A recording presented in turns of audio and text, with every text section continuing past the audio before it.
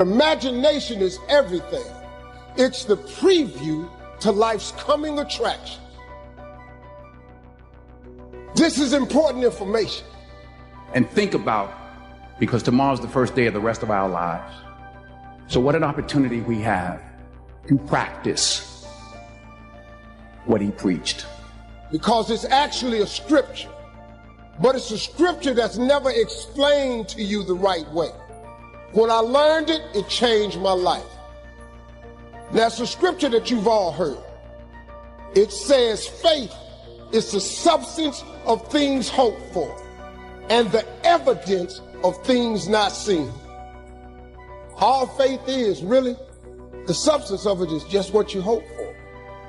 That's all faith is. It's just real hard hoping. You remember when you was little and you said, I hope I get a bike for Christmas? And you went out there one year and the bike was under the tree? You remember when you said you hope you graduate and you mess around and got a diploma? Then you remember when you said you hope you get a job and you mess around and you got a job? At one point in time, the older you get, this got to start clicking in. That faith is really the substance of things hoped for. That if you hope hard enough, one day you ought to get smart and turn all that hoping into belief. And what is belief? Nothing but faith. And what is faith? Faith is belief in things that you cannot see. When you ain't see no way you was gonna get a job, got you one, didn't he? When you ain't see no way you was gonna get that bike, he got you one, didn't he? When you ain't think you was gonna graduate, you graduated, didn't you? That's because God was turning your hopes into faith. Faith is the substance of things hoped for. But, you know, faith without works is nothing. So try to be an agent for good. Hit a kicker. This is the part you got to get. And the evidence of things not seen. Remember I told you that imagination is everything. It's the preview to life's coming attraction. But let me tell you the problem with your imagination. The problem with your imagination is you tell it to the wrong people. You want to kill a big dream, tell it to a small-minded person. Do you know how many times God has showed you something in your imagination that you knew was just for you? You were so excited when he came to you, you went and you shared it with your family and friends. You know what they did? They shot it down. You know why they shot it down? Because they couldn't see it. You know why they couldn't see it? Because God didn't show it to them. He showed it to you.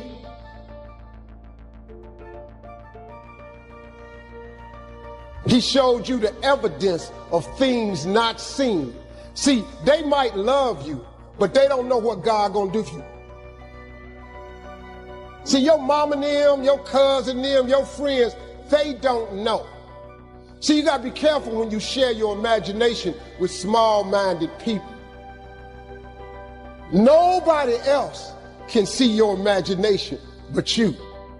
But see, it ain't just you imagining stuff. It's your God showing you a preview of a coming attraction that he has for you. God loves you right where you at. All of you, you're in the process right now. You're in the process of becoming what God wants you to be. See, the reason you wake up every day is because God ain't through with you yet. Because he still has something for you that you've yet to receive. But you have to start living your life in expectation. You have got to start expecting great things to happen for you in order for it to happen. It is the law of attraction. It is real. It is nothing fake about it. A man is as he thinketh. If you live your life in expectations, that's what happens to you. If you live your life in despair, that's what happens to you. If you say all men are dogs, you're going to meet every last one of them. I'll never be rich, you won't. You won't. The moment you change the frequency that your tower emits, the moment you change that frequency, different things come back to you. I'm telling you this how it works. If you change your attitude, you change your altitude. Change your attitude, you change your altitude.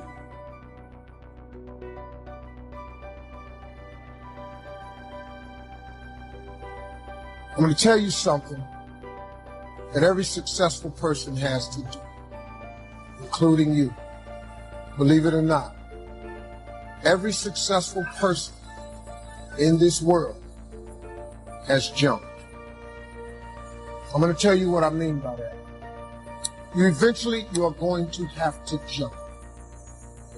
You cannot just exist in this life. You have got to try to live. If you're waking up thinking that it's got to be more to your life than it is, man, believe that it is. Believe in your heart of hearts that it is. But to get to that life, you're going to have to jump. I'll tell you why I call it jumping. When you see people in life, when you're standing on the cliff of life and you see people soaring by, when you see people soaring, going to exotic places, you hear about them doing wonderful things. Maybe you look up the street and your neighbor just gets a car every year and every 2 years. You know, how is he doing that? Have you ever thought, maybe this person right here has identified their gift and is living in their gift? You just got to quit looking at gifts as running, jumping, sing, and dance. It's more than that. It's if you know how to network, if you can connect dots, if you draw, if you teach. Some of y'all fry chicken better than anybody else. Bake pie. Some of you cut hair, color hair. Your gift, not your education. You go get an education, that's nice. But if you don't use your gift, that education only gonna take you so far. I know a lot of people got degrees, man. They ain't even using it. It's your gift. But the only way for you to soar is you got to jump. You got to take that gift that's packed away on your back. You got to jump off that cliff and pull that cord. That gift opens up and provides the soar. If you don't ever use it, you're going to just go to work. And if you're getting up going to work on a job every day that you hate going to, that ain't living, man. You just existed. At one point in time, you ought to see what living's like. But the only way to see what living like, you got to jump. And here's the problem. You just be real with it. When you first jump, let me tell you something. Your parachute will not open right away. When you jump, it's not going to open right away. You're going to hit them rocks. You're going to get some skin tore off on them cliffs. You're going to get all your clothes tore off. You're going to get some cuts on you. You're going to be bleeding pretty bad. But eventually, the parachute has to open. That ain't a theory, that's a promise. Here's another thing. You can play it safe and deal without the cuts and the tags. And you can stand on that cliff of life forever. But if you don't jump, I got another promise I give you. Your parachute will never open. You'll never know. If I were you, I would jump. Because that's the only way to get to that abundant life. You got to jump, man. You got to take a chance.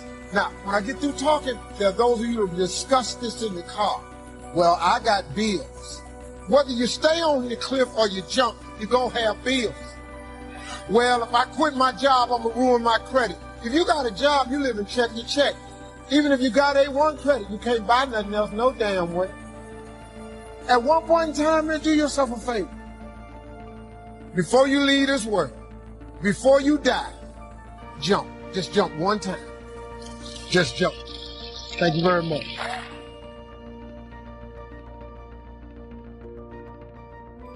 It was in my imagination to take care of them.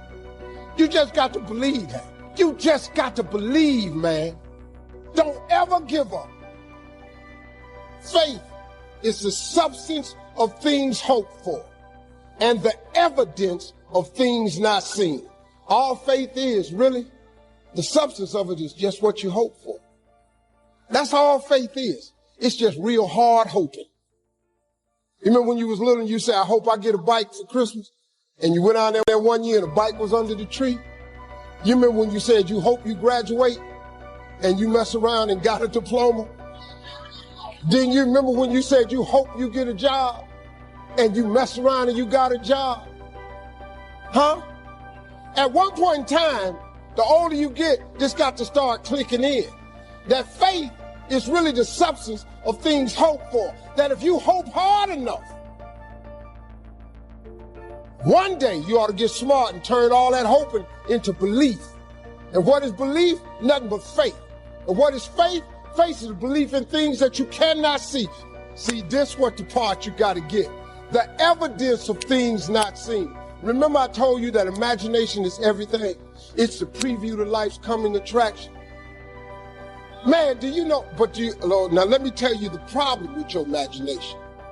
Problem with your imagination is you tell it to the wrong people. If you want to kill a big dream, tell it to a small-minded person. You went and you shared it with your family and friends. You know what they did? They shot it down.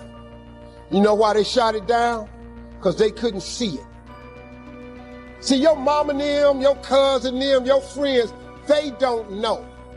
See, you got to be careful when you share your imagination with small-minded people. Nobody else can see your imagination but you.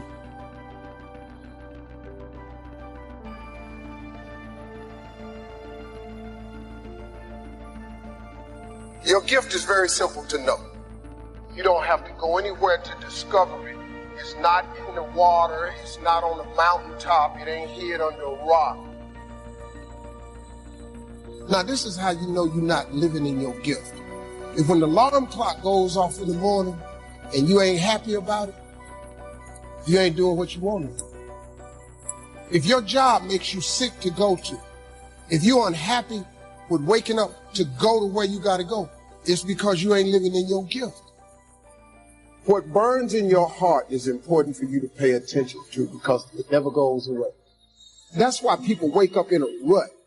See, you hate waking up because you're waking up and you don't know the reason. You're waking up and you don't have no design in mind. Once you live in your purpose, when you discover your gift, you can't wait to wake up. Please understand, pay very close attention to the thing that makes you happy. All of you are gifted at something. The problem is, you keep wanting your gift to be what somebody else's gift is. Identify your own gift because you already have it. Here's the way you identify your gift. Your gift is the thing that you do the absolute best with the least amount of effort. If you fry chicken better than everybody you know, you ought to be somewhere frying chicken. People make millions of dollars frying chicken. Popeyes, Kentucky Fried Chicken, El Pollo Loco. All they doing is making chicken. They just found a way to do it. Somebody just started making chicken. You know the story of Marie Callender's? Do you know what this woman did, man? She worked for a diner, a greasy spoon diner that was going out of business. It was her only job. She was a single mother. It was her only job. She needed that job, but the diner was going to close. So she went to the owner of the diner and said, let me bake one of my pies. People like my pies, and see if I can help you make a little money. He said, whatever, bring it in. She bought one pie in. They sold every slice. The next day, the people came in and asked for the pie. She had to go home and make another pie. The next day, so many people asked for the pie, she had to make 4 pies. Then people started saying, can I buy my own pie? She made so many pies at this store that she eventually saved her money and put a commercial oven in her house. Now, she done made so many pies, the dude's shop, he ain't selling hamburger no more. All he's selling is them damn pies. That's how Marie Callender got started. Marie Callender now has over 120 restaurants. You can't go to no frozen food section without seeing Marie Callender in there. You know what she started with? A pie. One pie. Your gift will make room for you. Now, what is your gift? It's the thing that you do the absolute best with the least amount of effort. That's your gift. Quit running away from the gift. Your gift will make room for you. Stop trying to be something you ain't gifted at. Maybe you here because you need to hear this here. Maybe you here because you need to dust off your dreams. Maybe you need to explore your imagination. Maybe you just need to identify your gift so you can quit tripping in your own life, trying to figure out what you can do. Some people are born to be teachers, caregivers, nurses, babysitters. Those are gifts, you know what I mean? If you're living in your gift, you cool. It's just if you ain't. You do anything else, when that alarm clock go off in the morning, you ain't gonna like it. And I would hate to die and never do the thing I was born to do. You should look into that before you mess around and check out of here. I was miserable in my life. I didn't like waking up. I ain't have no purpose. I ain't know what I was supposed to be doing.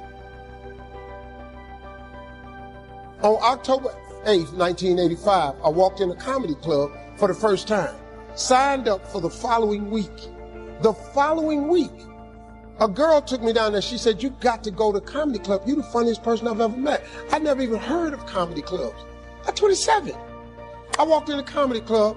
I signed up for the following week. I'm going to sit here and learn. I knew I was funny. I just didn't know what to do with it. They had 10 acts go up. 9 of them went up. I didn't laugh at one joke. I was just sitting there just, man, I wish that was me. Man, they should have said this. Every joke they told, I knew the punchline before they said it, and I wrote a better punchline in my mind, what they should have said. It got to guy number 10, they called his name, he wasn't there. They said, "Well, he's not here. We're going to go to next week's list. Steve Harvey, where are you?" Long story short, I won amateur night that night. I won $50. It was a 45-minute drive to my house with this girl named Gladys. I cried 45 minutes. She said, "What you crying for? It ain't but $50. I said, No, you don't even understand. I was born tonight. I now know what I'm supposed to do." I went to work the next day, October 9th, and quit my job. With $50. I had nothing. I just never gave up. I'm going to tell you something. That decision cost me everything I had. I lost everything. I lost my family. I lost friends. I lost everything. I became homeless. I lived in a car for 3 years. But I just saw this vision. I just pursued it. I said, wow, that's it. You have to take chances in life. Life is about risk. If you play it safe in life, you ain't gonna have much of a life. If you play it safe, you won't have much of a life. Life is risk. It take courage to pursue your dream. Now, it's gonna cost you something. Most people are not willing to pay what it costs to go after your dream, because you're gonna have to hurt a little bit. And most people don't like being uncomfortable. If you don't want to be uncomfortable, please do not pursue success, because success is a very uncomfortable feeling. And I learned to be comfortable being uncomfortable. Life is hard. See, for every time you have a plan, a dream, an aspiration, or a goal, do you know what happens every time you have one of those? This thing comes along called life. It happens to everybody. Life has disappointments. It's got peaks and valleys. You're going to lose somebody you care about one day. That's a valley. Somebody going to close the plant you thought was going to stay open so you can retire. That's a valley. Somebody going to fire you for an unjust cause. That's a valley. The people that got your credit card going to sell their company, going to sell their business to another credit card company. Your 18% go up to 26%. You don't even know why now. Your minimum didn't change because it's life. You can stop thinking that life fitting be easy, because I got news for you, it ain't. That's a false hope to think you're going to have a wonderfully carefree life. That's unthinkable. We all live in this bubble. What you got to do, you got to put more air in your bubble. You got to blow your bubble up. Expand yourself. Take yourself out your comfort zone. Do not live in your bubble. Put some more air in your bubble. If you stay in your comfort zone, that's where you will fail. You will fail in your comfort zone. Success is not a comfortable procedure.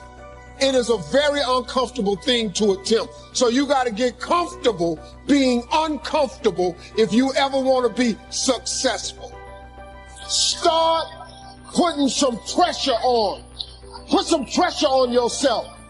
Get out here and get about it. Look, I'd love to sugarcoat this thing for you. I'd love to tell you, look, you can go out here and get rich, do a couple of things. That ain't happening. You got to get real doggish. You got to get downright funky if you want to make it. Now, like I was telling you before, if you want to be ordinary, you ain't even got to listen to me.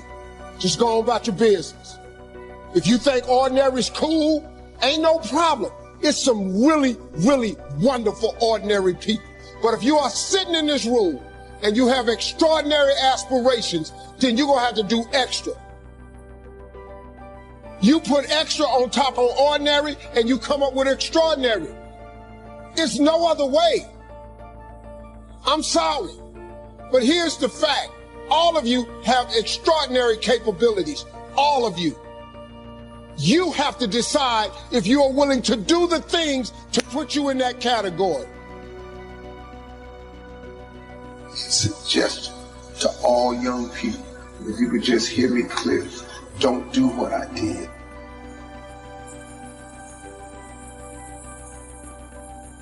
Most people I know mess off all of their 20s. From 20 to 29, they just jack it off. They just jack off their 20s. They mess them up. Because 20 is that age, man, where you just really just trying to have too much fun.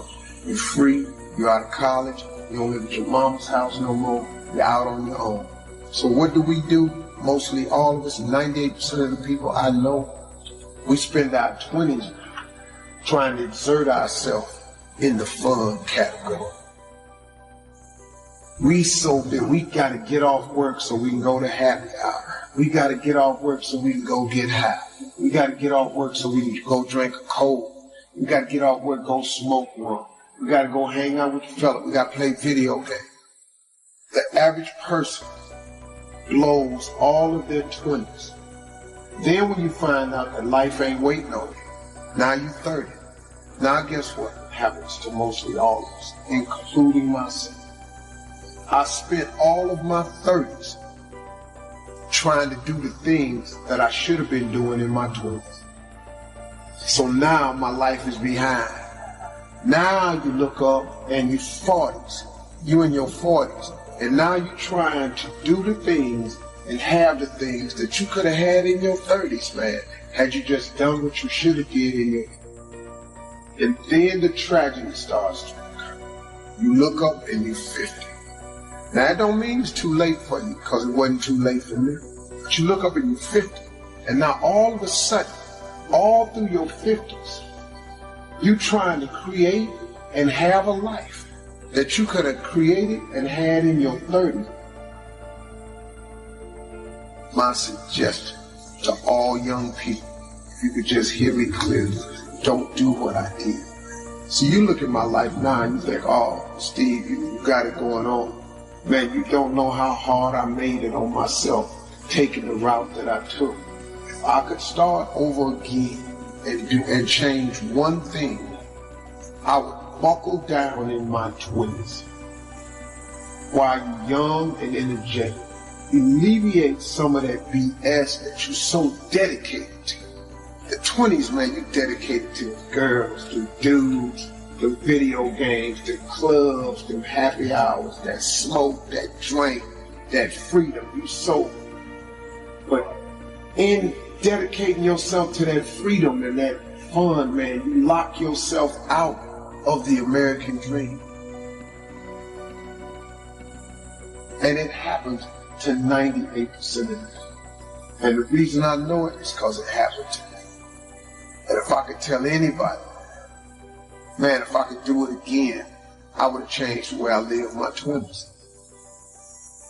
And if I was in my 30s, you really in your 30s, it's time out for clubs and drinking and happy hours and parties. In your 30s, it should just be about the business of your life. Because say what you want to say about me. Every time I hear Steve, man, he's trying to preach to somebody. I'm really just trying to share some valuable information because I lived all the messed up sides of it. Flunking out of school, man, losing everything I ever had, divorces. I'm telling you, man, I did so many things wrong. I made so many mistakes. Homeless, living in a car. I made incredible mistakes. I could have avoided a lot of those. Now, it created who I am. Now, once you've made the mistakes, just get up, man. Quit, don't wallow in them, because you can recover from all mistakes. But you gotta want to recover. You gotta ask for forgiveness. You gotta go to all the people that you crossed and you wronged and you let down. You gotta say, look, I'm sorry. I made a mistake. Forgive me and move on. Now, everybody ain't gonna forgive. That's life. God is in the forgiveness. And see, people trip out when I throw God out. I'm just telling you, man, the reason I throw God out there is because God is available for everybody. I always wanted to be rich. But if you want to be the downright hardcore successful, have a little extra money, you got to get busy. Whatever you're doing right now, as hard as you think you're working, you got to quadruple that. And then when you look up and that ain't working, like here's my father always told me, he said, son, when you think you've done all you can do and you can't do no more, do something.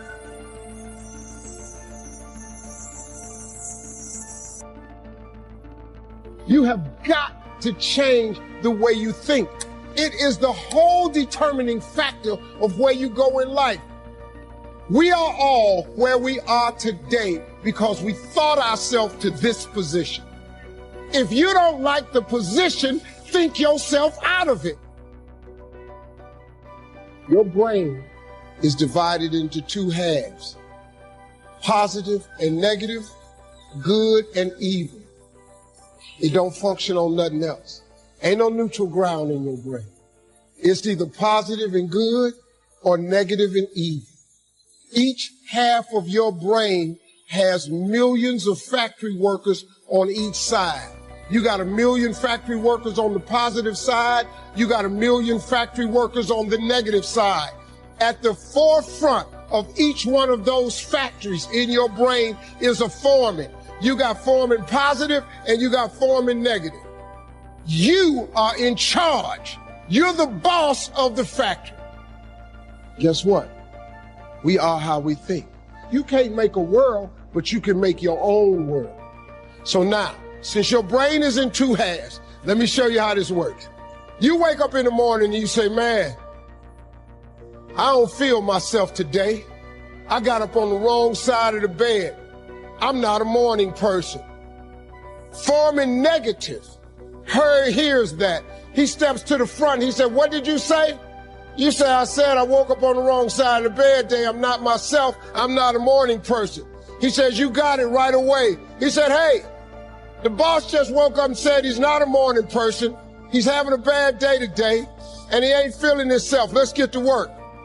The 1 million factory workers start producing thoughts to justify what you just said. So now guess what? Man, I hate my alarm clock went off this morning. I got to get out here in this traffic. I'm going to drive down here today. I don't even like these people on my job.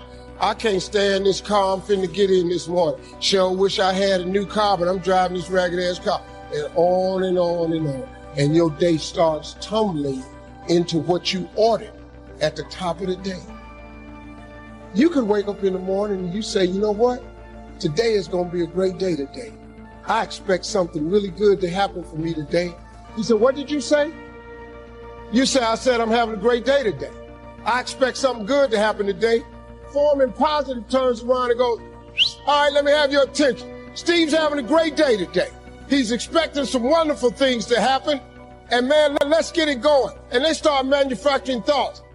Same brain. Man, I can't wait to go to work today. It may not be the job I want, but at least I got a job. I'm so grateful I got a car to drive to work today. Hey man, at least I got a check coming in. I appreciate the fact that I don't have a car, but at least I can walk to the train. Man, this is going to be great today. That's how your mind works 24/7. It never turns off. Change your attitude, you change your altitude.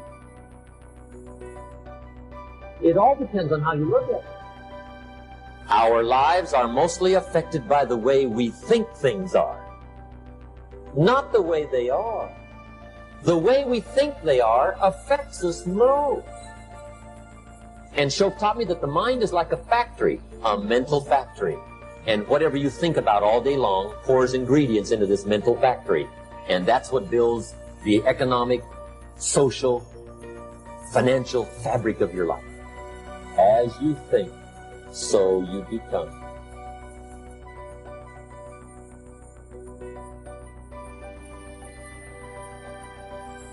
Albert Einstein, Albert Einstein, Albert Einstein, Albert Einstein, Albert Einstein, Albert Einstein, Albert Einstein, Albert Einstein, Albert Einstein said once, he said, imagination is everything.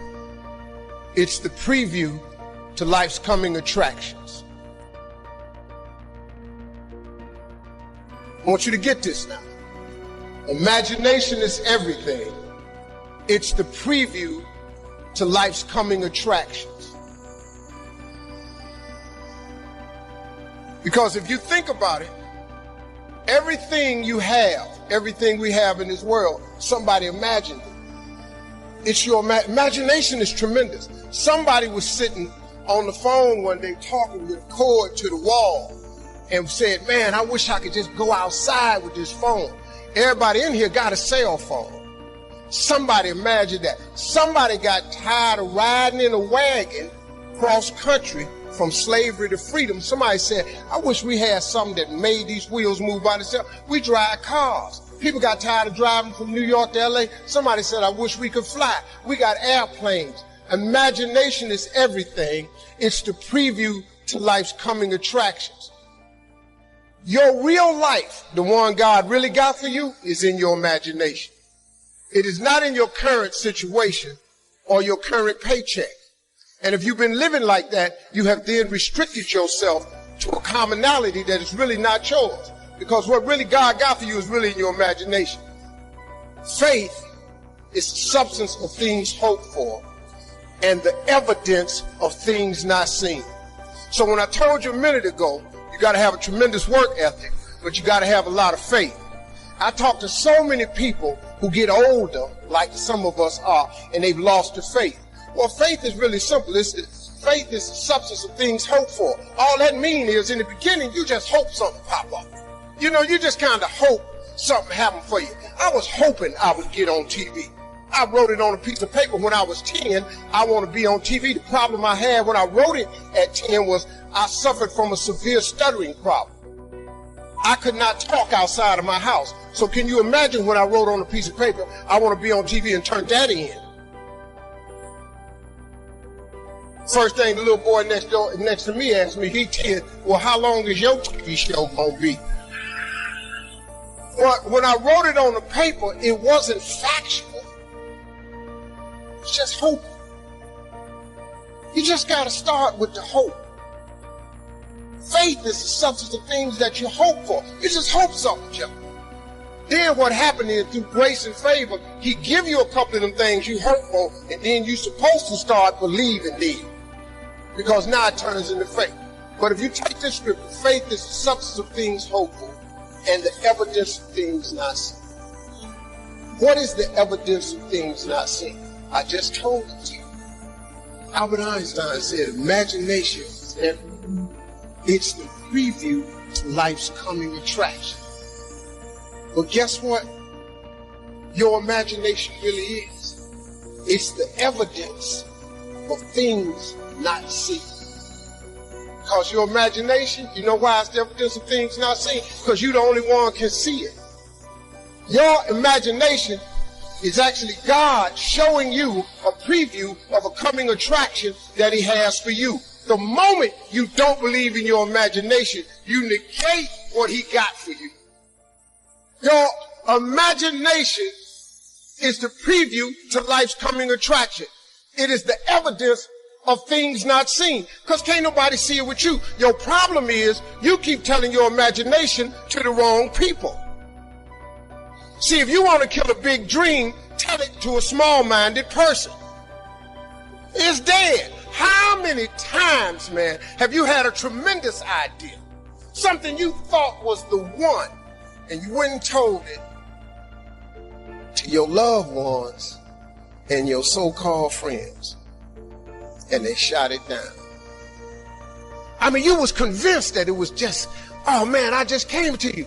And you told it to them and they shot it down. And you thought since they was your loved ones and their friends and they got your best interests at heart, you believed them. You was wrong. You let them talk you out of what God got for you. Some of y'all still sitting here with the ambition of opening a business one day, but you scared to go start the business because you got a job and you got bills. Rich people got bills. Everybody got bills. Hell, I got bills. Everybody owes somebody something. I got something with the bank right now. You're going to let the fact that you got some bills stop you from opening the business, the thing that God done put in your imagination? So you're going to squash that because you got bills. Everybody got bills. Your real life is in your imagination. Can you grab what I'm telling you? So I don't know what you thought I was going to say to you. I'm just a real dude. I don't even have the education you all have. I flunked out of school. I ain't got no education. I don't use 4-syllable words. The only 4-syllable word I know is my bank account. What I'm sharing with you is stuff that everybody can apply today. If you're sitting in here thinking that you're too old to listen to what Steve, hell, I'm 60. I'm 60 years old, but I still rely on my imagination. See, if you think you're too old to make it, let me give you a prime example. Colonel Sanders. Colonel Sanders has been frying chicken his whole life. He was telling everybody he had the best chicken in the world. Ain't nobody believe him. They turned him down everywhere. Colonel Sanders didn't get a franchise till he was in his 60s. Kentucky Fried Chicken sell more chicken than anybody in the world today. So if you're sitting there thinking because you got a little gray on you, you're too late, as long as God waking you up in the morning, that's the sign that he ain't through with you. So what you tripping for? You sitting up in here like God can't do nothing for you because you 60. Man, you know what I'm asking God for right now? And I'm 60. If you could see my vision board, you would be blown away. Because I got enough right now. I really know. But I ain't in the need business. I'm in the want business. There ain't nothing wrong with wanting something. Quit going down to these churches y'all sitting up in here going down to, keeping you in these little boxes. God got a big life for you. The only person ain't get, and look, and I love church. Don't get me wrong, I'm not knocking church. Don't tweet that. Steve don't care for the church no more. I didn't say that. But don't go down there, memorize all these scriptures, and then don't apply none of them to your life. That's what I'm talking about. Quit going down there just to go, and just get a couple of scriptures and apply them to you. Let me give you one that's real simple. See, these principles of success. They've taken all of these scriptures and they put them in books and they call them, Think and Grow Rich by Napoleon Hill, The Magic of Thinking Big by David Schwartz. But everything in there is a scripture. They just reworded it because people don't know how to read the Bible. Like I can't really read the King James Version. I can't. The smallest scripture I ever read changed my life. The scripture real simple. You have not, because you ask not. Do you know the difference that could make in your life? I'm just giving you real talk now. I'm just trying to tell you how I got here. See, I have no education. I applaud all of you with your education. I've seen them talk to so many men who have in corporate America and all that. I'm in awe of that because I don't have that. But you sit here and you take what you have, and it could be so much more if you would ask. See, you have not because you ask not. When the last time you really asked him? Or do you keep making requests that's inside the confines of your paycheck? When you gonna get outside of that? Didn't I just tell you God ain't in your paycheck? Didn't I just tell you he ain't in your job title? The life God got for you is in your imagination. Why you still imagine this stuff? Why you keep dreaming of a summer home? Why you keep dreaming of retirement, leaving your grandkids money? So I'm at the age now where I think about my grandkids. I got 7 TV shows. Dog, I only need one. One show pay me enough money. I do not live my life in the confines of what anybody says to me. I let my imagination go, and now imagination is a preview to life's coming attraction. But what that really means is God showing you a preview of what he has for you. So now, if you have not because you ask not, do you understand if you up your ass, he has to up his game? This period. This is simple stuff that anybody can apply. You ain't even got to have no degree to do this. You don't even have to have no money to do this. You can start this today and change your whole game, because you're going to need grace and favor anyway. You need the dream, the faith, and then he put his grace and favor on top of it. You gone. But you got to ask for something. If you up your ass, he got to up his deal. Period. Listen, I have asked God for something.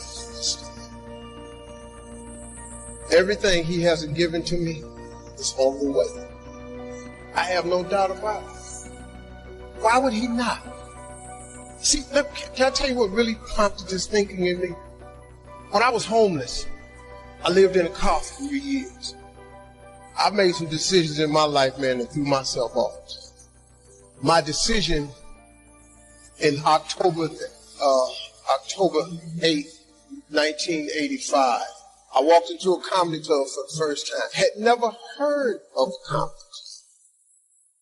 All my life, I wanted to be on TV. So I ran up on stage. I don't even know what to do, but I just started talking about boxing, stuff that happened to me. Audience was hollering, laughing. They brought all 10 of us back up on stage. They had a clap off. I won the clap off. I won $50. I cried from Cuyahoga Falls to Cleveland. The girl kept saying, "Why you crying? It ain't but $50. I said, "No, you don't understand. It's way more than 50. This what I do." She said, "What you mean this what you do? This just your first time." You don't understand. Something happened. I won amateur night. I went to work the next day, October 9th, 1985, and quit my job. You've all seen this book I got out, this video called Jump. Oh, I jumped. Now, I don't recommend that you do it that way, because 2 years later I was homeless. Because the first year of comedy I made $3,400. The next year I made $4,800. And the third year I made $5,300. I got a wife, a set of twins. I'm sending every dollar I got to them. So I tried to live on $50, $75 a week. Gas was 38 cents a gallon back then. I just stayed in my car. So I lived in my car for 3 years. 3 years I lived in my car. And what happened was, I just said, man, so I used to fish all the time to eat, because I'm a fisherman, I'm a bass fisherman. So I used to stop at lakes and ponds and just fish. And every month I get run off from somebody's land. "Hey, get away from here. Hey, move along, that's not yours. Hey, stop fishing here." I just get run off. And he didn't understand. And one time I had fish on the line. He said, "You got fish on that line?" I said, "Yeah." "Throw them back." I had to throw them back, because I used to stop at rest areas with them little cast iron grills. I kept charcoal in my car. I started a fire and I eat fish. There's some days I wouldn't eat. So they thought I was just fishing, but I was eating. So I said one day, I said, "Man, you know what? One day, man, I'm gonna give myself some land. I'm gonna buy myself a piece of dirt." So fast forward, God bless me. I get on TV when I'm 38. I'm on Showtime at the Apollo. Lord have mercy. They gave me my money. I saved my money up. I saved $250,000. I said, I'm going to give me some land. I went to Texas, and I'm about to buy some land. But before I went to buy the land, I was curious. I just had the thought. I said, man, I wonder, how much land is on earth? How many acres is on earth? Because you know it's not going to change. You know, God lets you fly. God lets you dive on the water. God don't let you make dirt. Can't make dirt. So I looked it up. It's roughly over, just a little bit over 36 billion acres of land. 36 billion acres of land. So I just got a little bit more curious, and I said, well, how many people on earth? I looked it up, and there's about 6 billion people on earth. So I did some Steve Harvey thinking. I said, okay, if it's 36 billion acres of land, and it's about 6 billion people on earth, everybody ought to have 6 acres of land. Not just me, you know, just thinking. So I asked God, could I have 6 acres? That's all I wanted. Because you know the one thing I wanted? I didn't care if I put a house on it or nothing. I just wanted to be a stand somewhere and couldn't nobody run me off. You know, man, I was in a world of hurt. I was so sick of just getting run off, man, every time I stopped. So I got this money, man. I saved my money. I saved $250,000. I'm going and I'm looking for some land. The first day I get there, I see a piece of land in Texas, so beautiful, I couldn't believe it. Had rolling hills, had a pond on it where I could fish. The dude took me over there, I look at the land, and I'm looking out, I said, man, this is great right here. I said, sir, how much is this right here? He said, well, it's about $600,000. I said, man, I ain't got that kind of money. He said, well, how much do you have? I said, I got $250,000. I said, well, let me think about it, man. He said, let me think about it. And I was standing there, and then I stopped. I said, sir, can I ask you a question, man? How many acres of land is that? He said, this is 6 acres.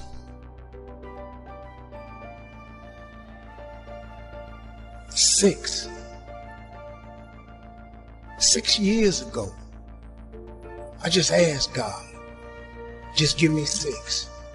See, I didn't want a whole lot of acres. I just wanted my cut. Just give me my 6. And so I said, ain't this crazy? So I thought about it. I said, man, what can we work out? Right before I got ready to say it, the guy that took me over there said, Steve, let me show you something right quick. He took me over to this hillbilly's house. He took me to his house. He said, let me show you something. He took me over and showed me this land, and it was massive. It had 3 lakes on it. It had rolling hills. It had trees. It was unbelievable, man. I said, man, this is incredible. I said, man, how much is this? He said, this 16 acres. I said, hey, man, I ain't got that kind of money. Let me go on back over here to this dude where Mike can cut a deal. He said, well, let me ask you something. What was you going to give that man over there? I said, well, I hadn't worked it out yet because all I got is $250,000. He said, well, listen, I'm in a little bit of a tight right now. He said, if you can bring me $250,000 cash by tomorrow, I'll give you this 16 acres. I showed up next day, $250,000. 16 acres. See, that's grace and favor right there. That's what that is. So my first piece of land was 250 acres. So I said, man, this is the land that I'm going to save for my family. I'm going to fish on the rest of my life. I'm going to be an old man. So then I got to thinking, I said, hold up, man. You mean you have not because you asked now? I asked for 6 years ago. He showed me 6, but he gave me 16. So I went to God. I said, God, listen to this. I'm from Cleveland. I got a couple partners that's locked up. They probably won't be using they 6. Now, let me tell you something. I'm so busy now, I don't even get to go to that ranch. I never can go. And I thought I was going to be fishing and save it for my kids' rest of life. But God had another plan for me. That's the ranch that I have my mentoring camp on. I bring 1,000 black boys out there with 1,000 single mothers. And that was the purpose of that ranch. I never go there to fish at all. But see, that's what I wanted. I thought that's what it was for. But God got another plan. His way is way bigger than yours. You can't even see his way. But you got to start to hustle. You got to give God something to work with. Look, if you start hustling and grinding, he'll fill it up for you.